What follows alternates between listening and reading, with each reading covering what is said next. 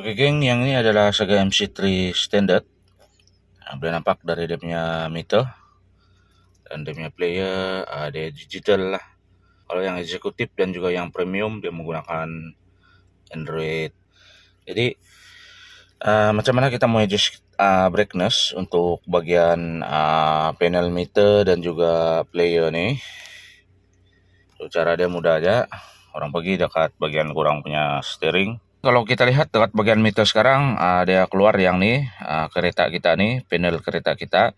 Jadi sebelum kita tekan dekat bagian sini, kita tekan dulu dekat tengah ni, sampai dekat bagian meter tu dia timbul yang ni lah, yang ni.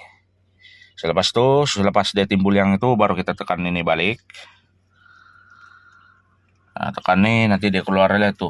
Ada bagian language, short trip preset, set unit dan sebagainya lah. So untuk adjust brightness, korang pergi je dekat bagian brightness sini. Cara select dia tu macam ni lah, turun-turun. Kita pergi dekat bagian brightness. Lepas kita dapat bagian brightness tu, kita tekan ni lah, tengah ni, button tengah untuk masuk. Sebaiknya kalau kita mau adjust kecerahan ataupun keterangan dekat bagian meter dan juga player ni, sebaiknya kita on lampu dulu lah. Sewaktu malam ini sesuai untuk adjust. Jadi kita on lampu dulu. Selepas sudah on lampu, baru kita pergi dekat bagian sini balik. Pastikan yang ni muncul dekat meter dulu.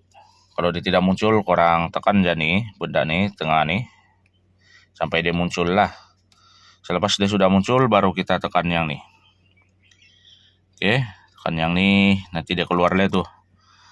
BIOS, brightness. Jadi kita masuk je dekat bagian brightness. Macam ni. Cara select dia. Untuk bagi turun naik, korang guna ya button tengah ni.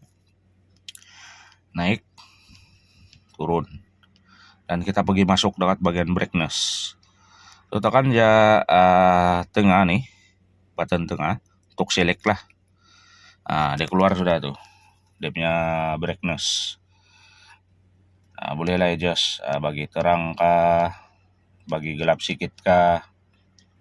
So kalau ni saya selalu set dekat level 3 je lah.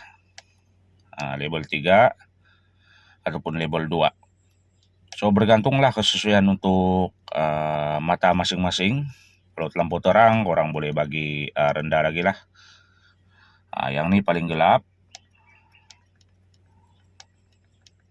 Manakala yang ni paling terang lah.